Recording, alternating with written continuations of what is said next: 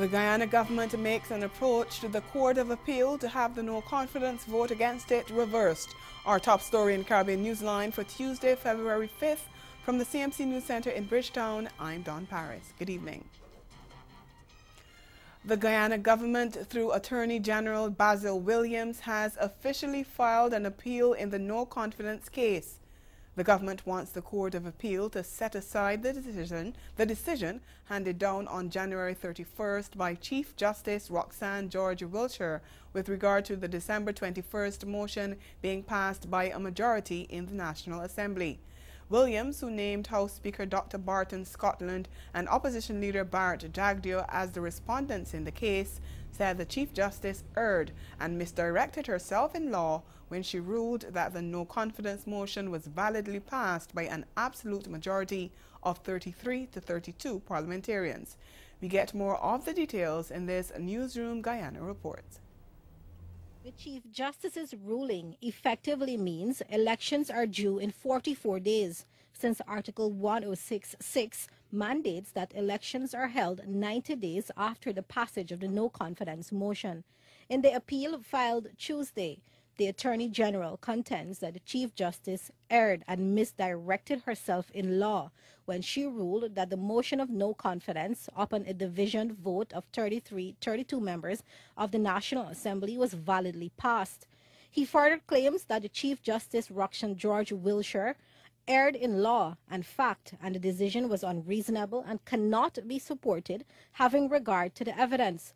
The Attorney General contended that the Chief Justice erred and misdirected herself in law when she ruled that the passage of the motion requires that the Cabinet stood resigned on December 21st. The Chief Justice had declared that since the Constitution provides no formal method for the Cabinet to resign, then the Cabinet ceased to exist automatically on the passage of the no-confidence motion. However, in accordance with Article 106.7 of the Constitution, she declared that the President would remain in office and can direct his ministers outside of the purview of Cabinet, which is just a subset of the government. The President and government, as per the Constitution, remains in place until elections are held and a new President is sworn in. The Attorney General also gave notice that further grounds of appeal will be filed when the written judgment of the Chief Justice is available. Meantime, Opposition Leader Bart Jagdeo on Tuesday led supporters of his opposition People's Progressive Party in a protest near the Guyana Elections Commission, GECOM, calling for fresh general elections. This as the pressure mounts on the coalition government to respect the High Court's decision. The opposition's demonstration follows the Private Sector Commission call on Monday to hold polls no later than March 21st. GECOM was meeting on Tuesday to discuss preparations for regional and general elections. We get more in this Newsroom Guyana report.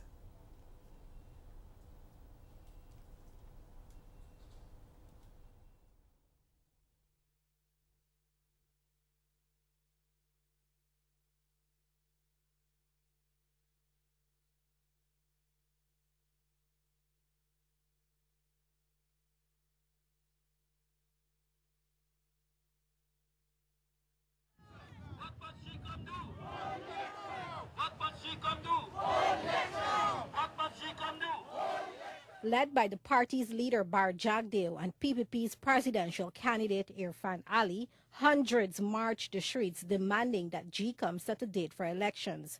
With police barriers set up at all corners of Kingston to protect the headquarters of GECOM, the PPP supporters believe that GECOM is delaying the holding of elections. When do you want elections? No! When do you want elections? No!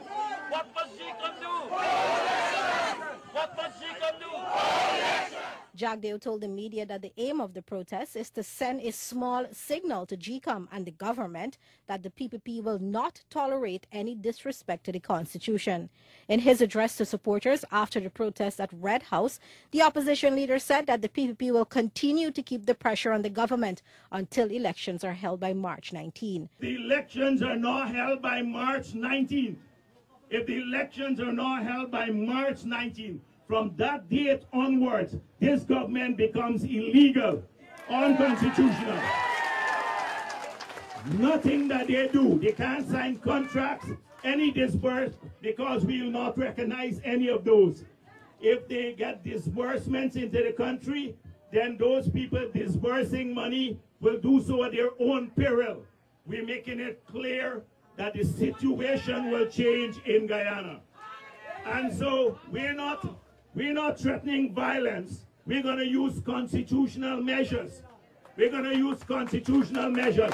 But trust me, we will ratchet up the pressure on this government. According to Jagdeo, the PPP continues to brief the international community about GCOM's role in the matter and does not rule out more court action against the government. I'd say to them, let's keep the pressure up because GCOM has a mandate. It's a constitutional body and it has to respect our constitution. The Constitution of Guyana is the supreme law of our country.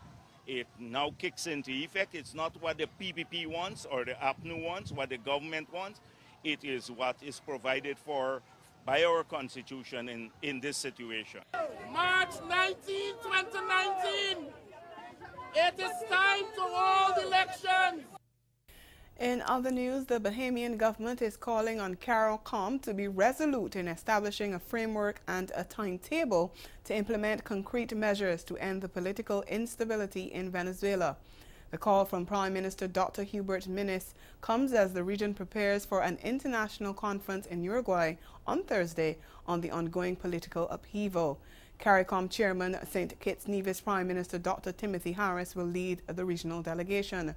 Prime Minister Minnis has written to CARICOM Secretary General Ambassador Erwin LaRocque regarding the region's participation in the talks, saying he remains convinced that CARICOM can play a useful role in forging a productive outcome that will lead to the return of peace and stability in Venezuela. CMC obtained a copy of Dr. Minnis's letter, which stated that Nassau remains committed to the principles of non-intervention, peaceful dialogue, democracy, the rule of law, and the protection of human rights.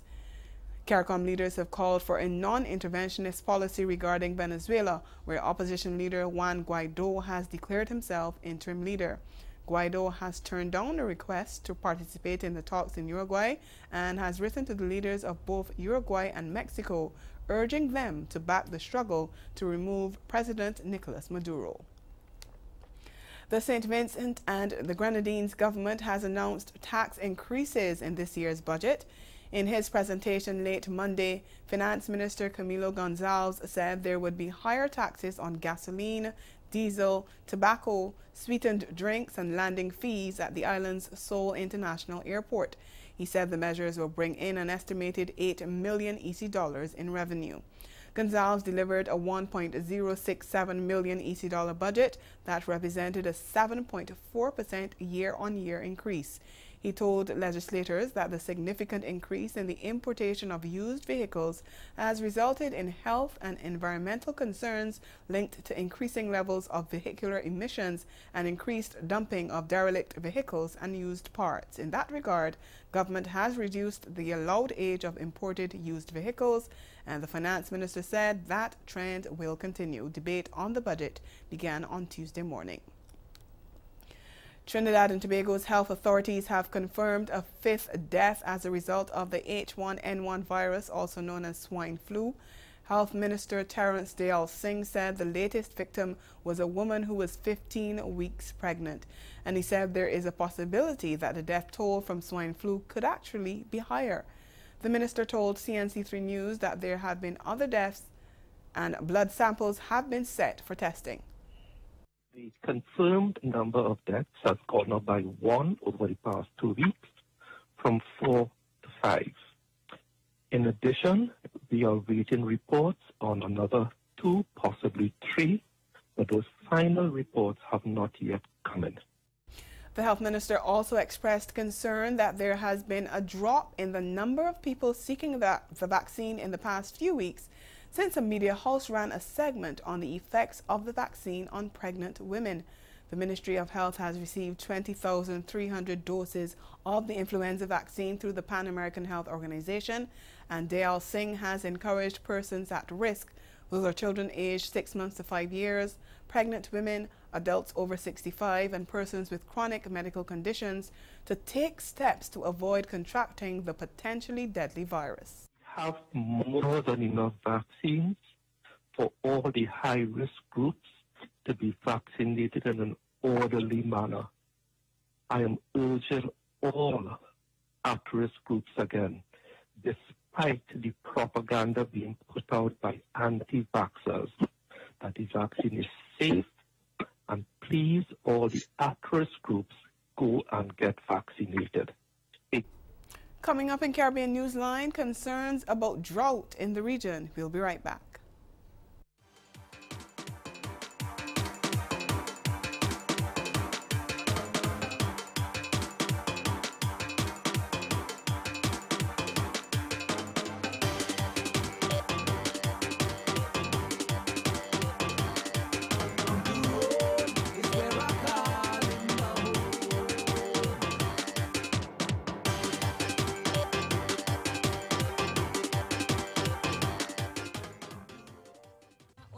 Dancehall artist Spice is offering $1 million Jamaican dollars to anyone who has proof that she initiated beef with the angel. Spice announced the giveaway on her Instagram via an Instagram Live, as the aim was to clear the air where both artists are concerned.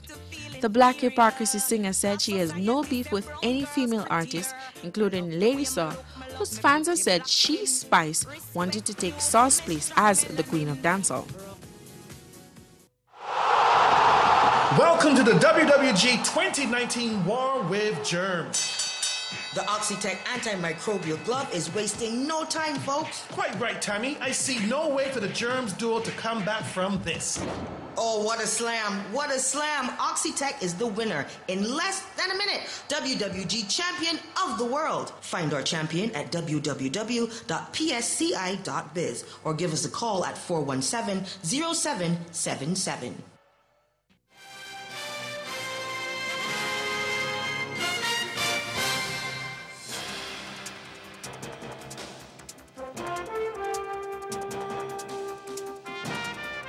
The University of the West Indies Mona campus has sought to reassure students that security has been beefed up after the body of a 68-year-old medical doctor was discovered on Monday. The body of Dr. Judith Rose Spencer was found in a pond near University Chapel. The circumstances surrounding her death are not known, but Director of Security at the campus, Keith Gardner, said that based on a preliminary assessment of the scene, no foul play has been suspected. As far as we're aware, and it is pending further reports from the Jamaica Constabulary and a member of the medical fraternity, those who are going to perform the post-mortem.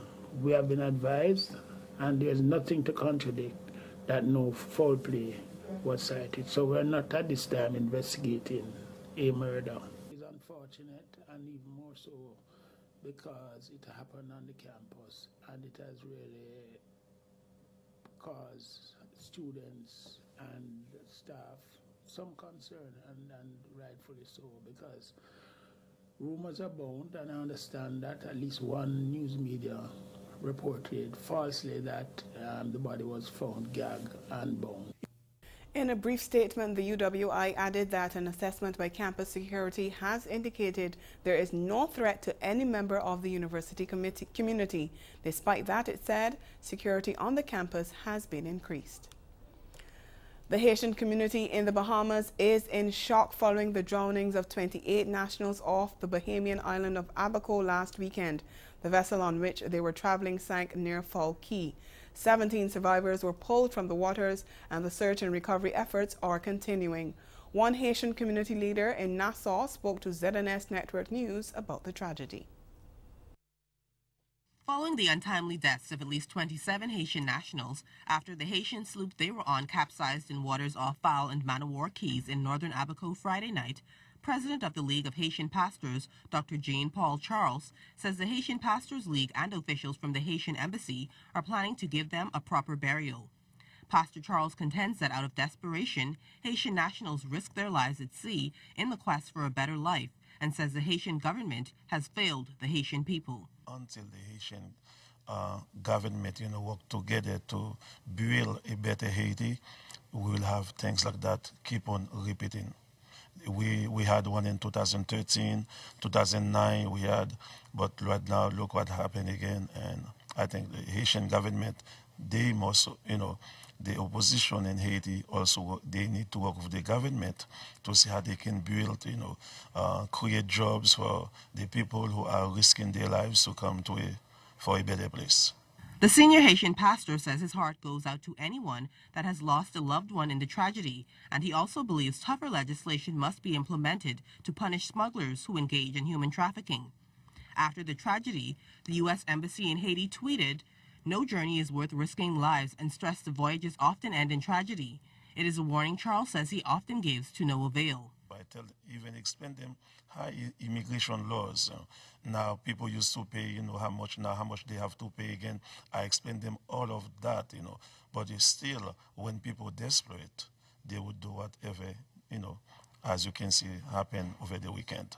Pastor Charles says the Haitian community locally and abroad are anxious for more details on what turned out to be a deadly voyage. Prime Minister Dr. the Most Honorable Hubert Minnis also shared his regret over the events of the weekend that resulted in the loss of lives, and says he hopes migrants become more cognizant of the danger. We welcome individuals into our shores, and they can come the legal route, and they would be welcomed.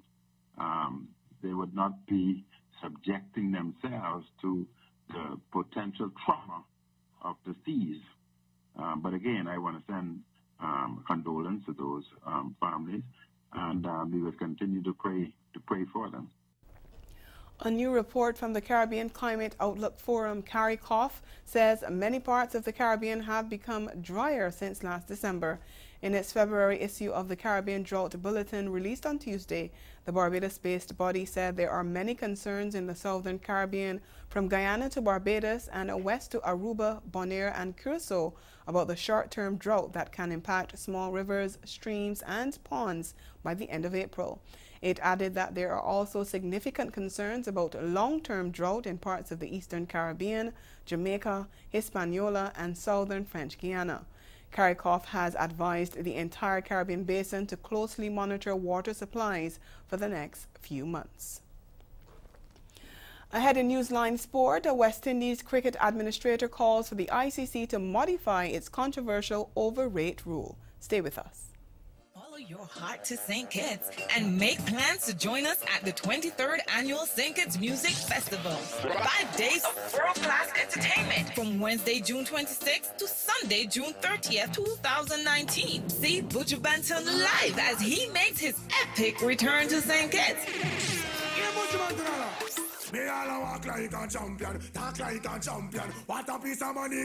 Also, French Montana and Davido.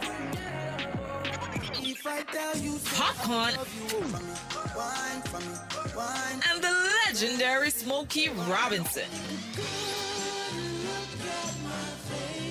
This is just the first wave of announcements. Many more acts to come. For more information, log on to StKittsMusicFestival.com. The St. Kitts Music Festival, an experience like no other.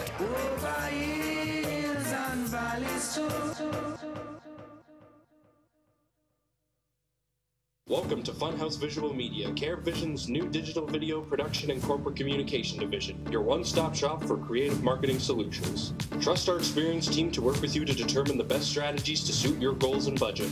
Our aim is to provide you with the best product conveying your company's message. Contact us at production@carevision.tv about our special production and advertising packages. Your message will be seen on all of our international distribution platforms. CareVision and Funhouse Visual Media, one stop for creative marketing and advertising solutions. Has always been education, and I have come to love wines and spirits, having spent over 12 years in it. As I say to persons all the time, working in wines and spirits, you work morning and evening. It's a 24-hour job, and so my 12 years is 24. And so having also traveled all over the world and seen how bartenders and mixologists are revered, they are respected, I said, you know what, we can do it here in Jamaica as well.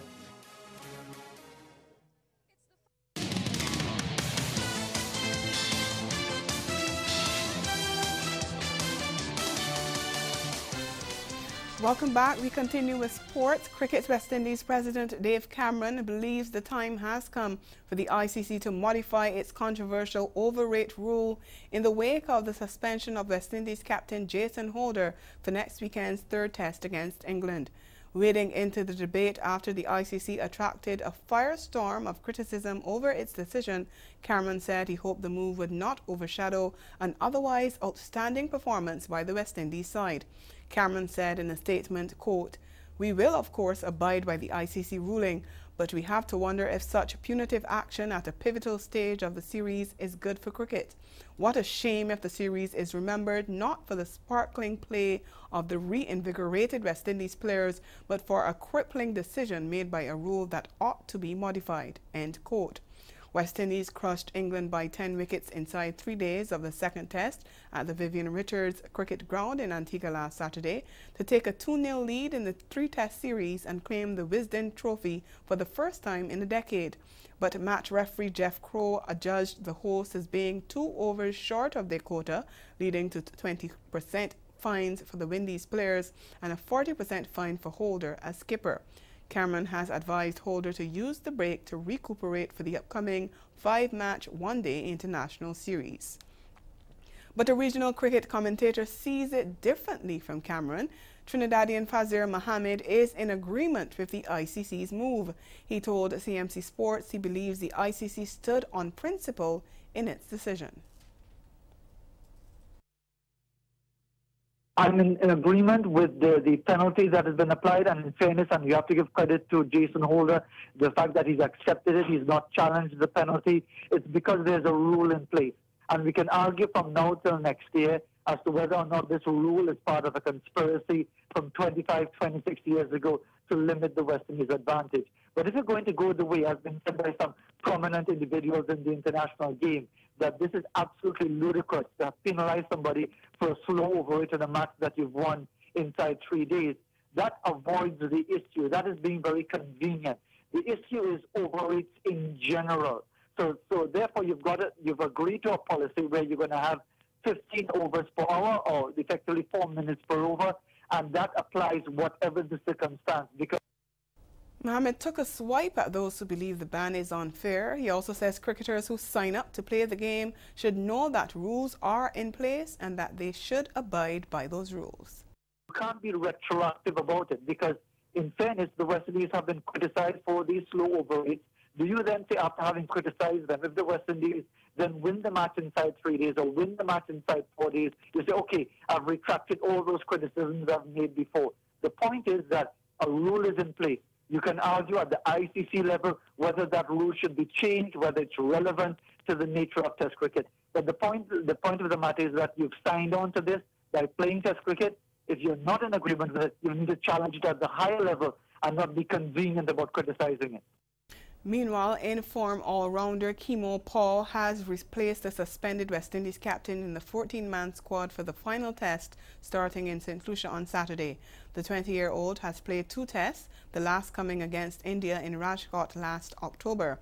He was also a member of the one-day and T20 side that toured Bangladesh last December. And he also lashed a whirlwind unbeaten 66 against Trinidad and Tobago Red Force in Port of Spain last weekend in Jaguars' 6th-round encounter of the regional 4-day tournament. Fast bowler Alzari Joseph, meanwhile, remains in the 14-man squad despite the death of his mother Sharon last Saturday. Opener Craig Brathwaite will lead the unit in Jason Holder's absence. Staying with cricket, Windward Island Volcanoes expectedly secured a comfortable victory over Barbados Pride in their 6th-round contest of the regional 4-day championship at Kensington Oval on Sunday. Chasing a paltry total of 33 to win, the Volcanoes eased to 34 for 2 in their second innings. The result was never in doubt when Pride, who were made to follow on after trailing the visitors' mammoth first innings total by 217 runs, had slipped to 157 for 6 at the end of play on the 3rd day, still requiring another 60 runs to make the visitors bat again. Meanwhile, leaders and 4-time reigning champions Guyana Jaguars suffered their 2nd straight defeat on the 3rd day of their match against Red Force. set 276 for victory. Jaguars were dismissed for 182, with only Romario Shepherd batting at number 7, showing any resistance with 50 off 58 balls, including 7 fours and a 6. West Indies batsman Chandrapal Hemraj scored 30 in a 44-run opening stand with Tanjnarayan Chandapal, but once the partnership was broken, the innings went into decline. Leg spinner Imran Khan claimed 3 for 45, while off-spinner Brian Charles and seamers O'Dean Smith and Anderson Phillip supported with 2 wickets each. And Jamaica Scorpions sneaked to a second straight victory to kickstart their campaign. They held their nerve to chase down 157 despite a 6-wicket haul from Jamaican leg spinner Damian Jacobs. Resuming on 92 for 4, Scorpions were carried by Asad Fudadin, who made 36, while Kenroy Williams saw them over the line with an unbeaten 21 off 30 balls that included 4 fours. Jacobs finished with match figures of 11 for 102.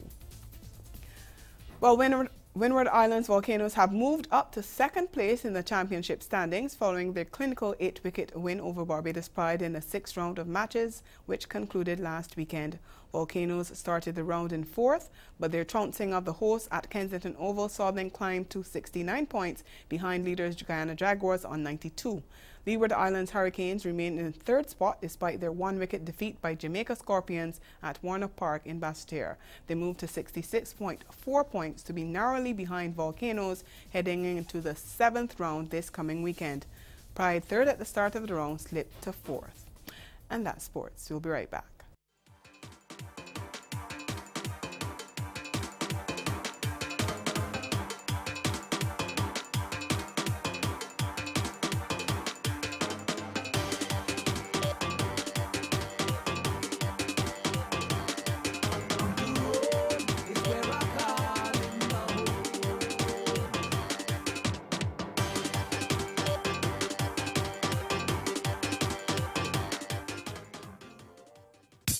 Follow your heart to St. Kitts and make plans to join us at the 23rd Annual St. Kitts Music Festival. 5 days of world-class entertainment from Wednesday, June 26th to Sunday, June 30th, 2019. See Buju Banton live as he makes his epic return to St. Kitts.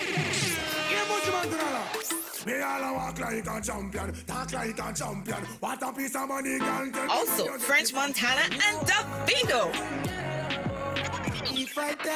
Popcorn and the legendary Smokey Robinson.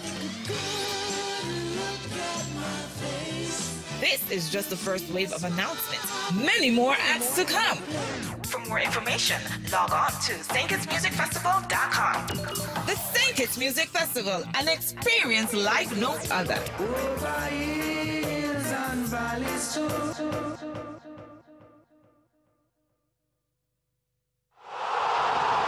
Welcome to the WWG 2019 War with Germs. The Oxitec antimicrobial glove is wasting no time, folks. Quite right, Tammy. I see no way for the germs duo to come back from this. Oh, what a slam. What a slam. Oxitec is the winner in less than a minute. WWG champion of the world. Find our champion at www.psci.biz or give us a call at 417-0777. Again, the major developments of this day: the Guyana government officially files an appeal against the Chief Justice's ruling that the no-confidence vote passed against it was valid. And in sport cricket, West Indies President Dave Cameron says the time has come for the ICC to modify its controversial overrate rule. And that's Caribbean Newsline. For news and sport round the clock, subscribe to CanonNews.com, and for more of our programming, log on to caribvision.tv and check out our YouTube channel. We'll be back here again tomorrow, but from all of us at CMC News, thank you for watching and have yourselves a good night.